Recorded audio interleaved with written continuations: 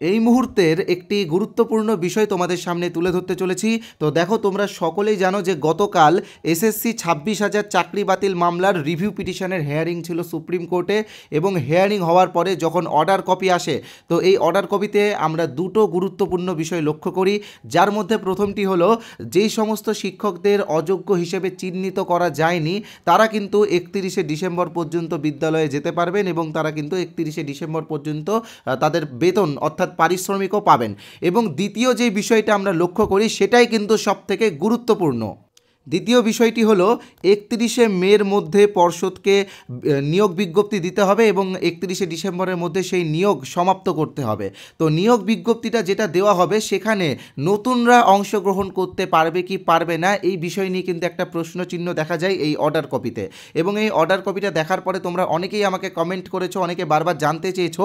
তো যাই হোক, আজকের এই ভিডিওতে আমি তোমাদের প্রশ্নের উত্তরটা দিয়ে দেবো। তো প্রথমে আমি অর্ডার কপিতে দেখিয়ে দেবো যে বিষয়টা নিয়ে তোমরা নতুনরা বারবার বলছো যে নতুনরা বুঝতে পারবে কি পারবে না। তো দেখো, এখানে কিন্তু ফ্রেশ রিক্রুটমেন্টের কথা বলা হয়েছে। গতকালকে যে অর্ডার কপিটা দেওয়া হয়েছিল সেখানে কিন্তু ফ্রেশ রিক্রুটমেন্টের কথা বলা হয়েছে। অর্থাৎ ফ্রেশ রিক্রুটমেন্ট মানে কিন্তু এখানে নতুনরাও বুঝতে পারবে। যদি এখানে ফ্রেশ সিলেকশনের কথা লেখা থাকতো তাহলে কিন্তু শুধুমাত্র তখনকার দিনে অর্থাৎ 2016-তে যারা যারা অংশগ্রহণ করেছিল বা যারা যারা ফর্ম ফিল আপ করেছিল, যে 23 লাখ ক্যান্ডিডেট, তারাই কিন্তু অংশগ্রহণ করতে পারতো।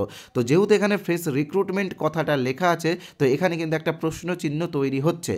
তবে অসুবিধা নেই, যতক্ষণ না পর্যন্ত পর্ষদ কোনো নোটিফিকেশান দিয়ে বিষয়টা ক্লিয়ার করছে বা পর্ষদ তারা প্রেস কনফারেন্স করে বিষয়টাকে স্পষ্টভাবে না তুলে ধরছে, ততক্ষণ পর্যন্ত কিন্তু এই রকম কোনো নিউজ বা কোনো রকম গুজবে আমরা কান দেব না।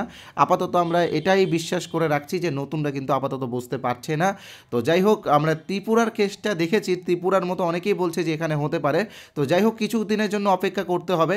যখন এখানে ফ্রেশ রিক্রুটমেন্টের কথাটা লেখা আছে, তো বিষয়টা পর্ষদ নিশ্চয়ই আর একটু ক্লিয়ার করে বলতে পারবে। তো যাই হোক, আগামীতে কি হবে সেটা আমরা অবশ্যই আমাদের চ্যানেলে আপডেট দেব। তো তোমরা যারা আমাদের চ্যানেলে এই প্রথমবার এসেছো, তোমরা কিন্তু অবশ্যই চ্যানেলটিকে সাবস্ক্রাইব করে রাখবে, কারণ তোমরা সাবস্ক্রাইব করে রাখলে পরবর্তীকালে আমরা এই সংক্রান্ত যেই ভিডিওগুলো দেবো সেই ভিডিওগুলো তোমাদের কাছে সবার আগে পৌঁছে যাবে।